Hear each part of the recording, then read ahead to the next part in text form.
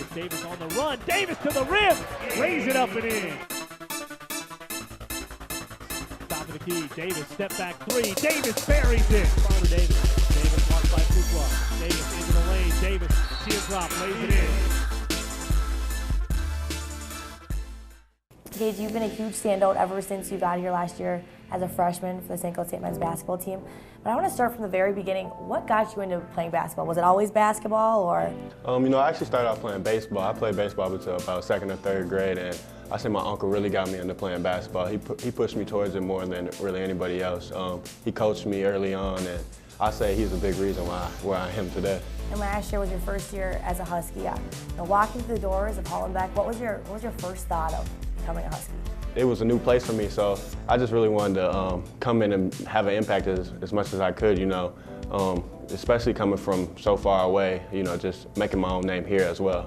And I think last year, people thought that was a great season. They were excited to see what you were going to do this year. I think this year you're even having a better season, broke the 1,000-point marker as a sophomore with only 49 games.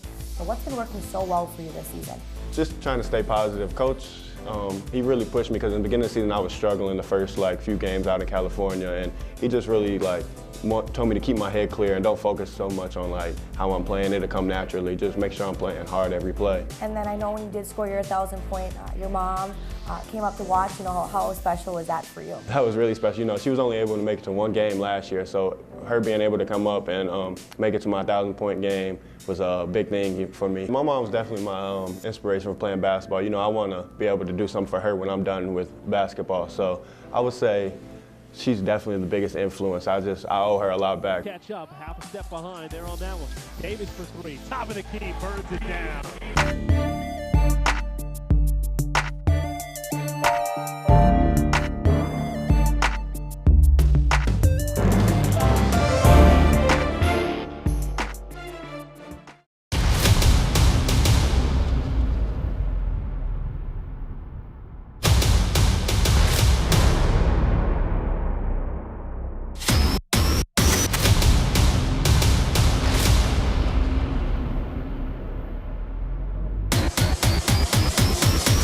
When did you start playing football? I started when I was 7 years old. I started in the Pee Wee Football League. We were a team called the Raiders, about 8 teams in the league, and that's when I really started having a feel for the game of football. Started really liking it at that point. Played offensive line for the first 4 or 5 games, and then the coach was like, give Dwayne a try at quarterback. I've been there ever since. What's your fondest memory of playing football before coming to St. Cloud State? I'd say my sophomore year, we had a game, it was on TV, played against Whitefish Bay. They're one of the best teams in the state. Our offensive coordinator couldn't be there because he was having a kid that night. So our head coach picked up the slack and we pulled it out. We won by, I think, 5. It was by far one of the best experiences I've ever had, and football-wise at least.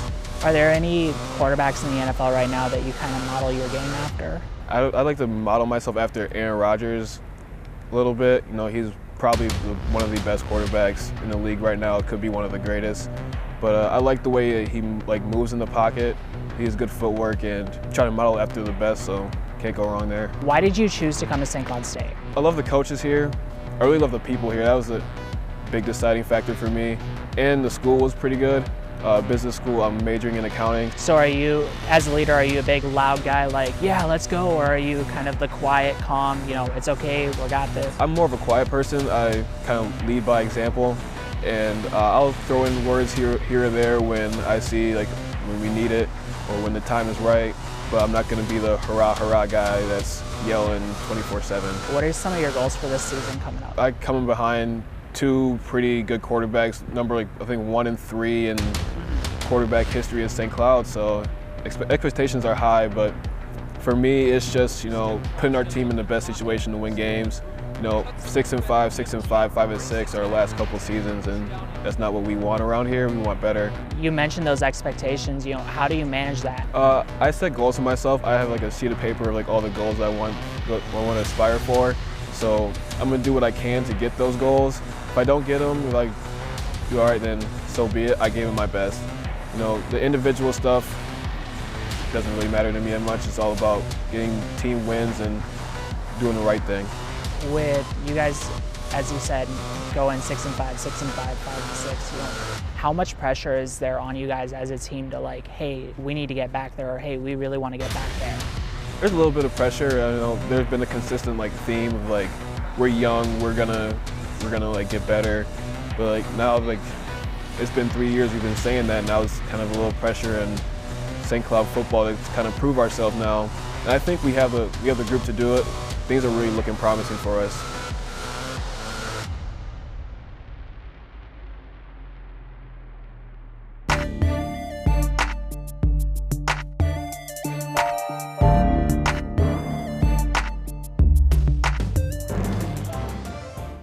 Good evening and welcome to UTVS News at 6 o'clock. I'm Leanne Valdez. And I'm Brianna Saunders. Thank you for joining us tonight. A Brainerd man is now paralyzed after landing on his neck while jumping into a foam pit at Air Max Trampoline Park in St. Cloud. 39-year-old Anthony Seitz was enjoying an afternoon with his 11-year-old son when the accident occurred last August. Since then, the family has filed a lawsuit against the park declaring that the foam pit was not deep enough and that the park needs to be regulated properly. According to authorities, Seitz only signed a waiver as a guardian of his son but was never asked to sign one for himself, which leaves the park liable for the accident, according to Seed's attorney. According to authorities, the litigation is still in the early stages of investigation. President Obama met with the Cuban President Raul Castro today at the Havana's Revolution Square earlier this morning.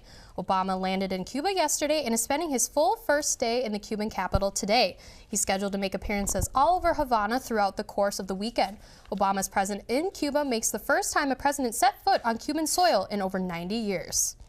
Ohio Governor and Republican presidential nominee John Kasich is planning a fundraising trip to Minnesota tomorrow at the Minneapolis Club.